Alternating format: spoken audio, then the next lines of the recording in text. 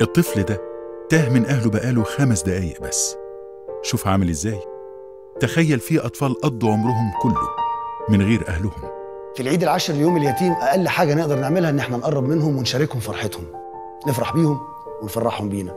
وما تنسوش أول جمعة من شهر إبريل يوم اليتيم.